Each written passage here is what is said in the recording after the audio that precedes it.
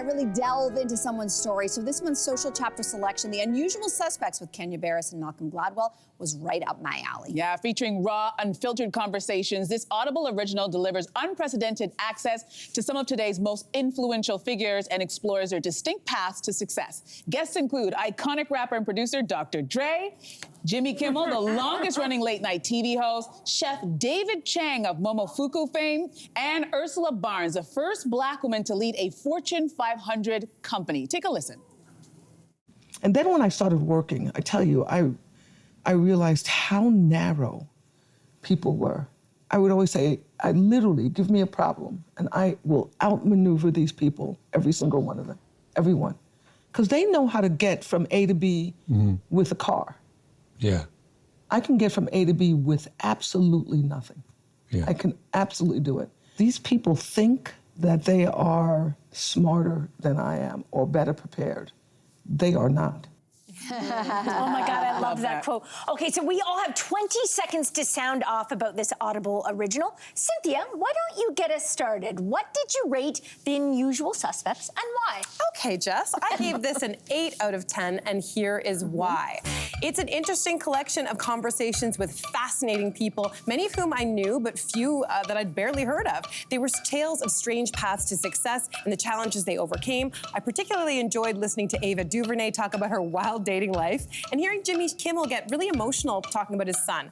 I had a few issues with the audio, but other than that, these suspects were unusually wonderful. Nice. What about you? Nice. I gave it the exact same score. I gave it an 8 out of 10, and here's why.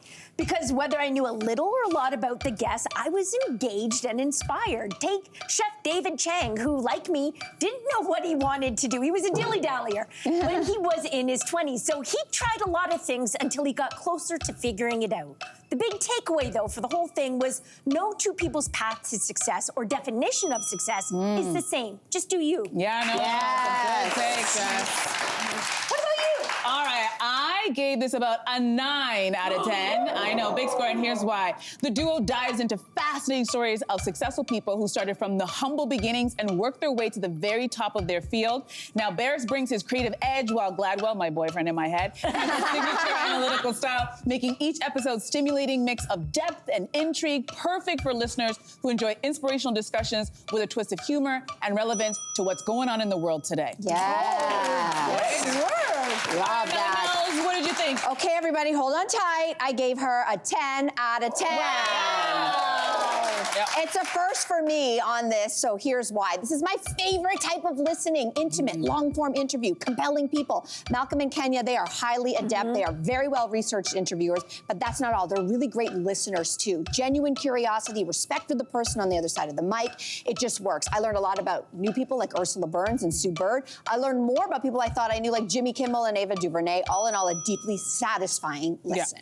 Excellent. We all loved it. We loved it. Let's get into it a bit because they like to start off each sort of episode by asking their guests about their mothers and their relationship with their mothers, which I thought was so lovely. So how has your relationship with your mother shaped your life? It is an interesting question to ask off the top, which I thought was interesting, and then it made me wonder, like, is that a fair question to ask, right? But I will say that my relationship with my mother has profoundly impacted my life. I think we are very similar in many ways, which made us butt heads a lot where we're growing up. But I think I learned from her about how to juggle family, career, and hobbies in a way that I still admire to this day. How about I love that. you? Mine, I feel like Ursula Burns said something really that reminded me about my mother, which is common sense, or rather intelligence is a great thing. But you know what's really great when you pair with intelligence? Common sense. That can be like this wonderful duo. And I feel like that's what I learned from my mother. Common sense paired with, you know, slightly Common brainy. sense is, common sense is not that common, too. Exactly. So it's a very important thing. What I learned from both my parents' relationship with their mothers, because both my parents lost their mothers when they were in their teens, and then shortly after, they moved to Canada. So I learned from them, they had a hyper-independence because there was no fallback. There was no going back home to mommy. So what I learned from them was, like, you have to just kind of do it. There's no excuses. If you don't make it happen, what's your excuse? Because we came here with nothing. We've already lost our parents, and we were able to do it. And that kind of gave me the little fight that I have inside me, where it's like, I can make it happen because I come from two people who made it happen against all odds. Yeah. That's what I learned from them. Yeah, That's it's so true. Yeah, similarly with Ursula Burns' story, her mother sacrificed everything she had for her children. And my mother came from the Philippines and sacrificed to bring every single family member over. She's one of 7 kids, 2 parents. She sacrificed it all. And recently I asked her, you know, what was your dream growing up?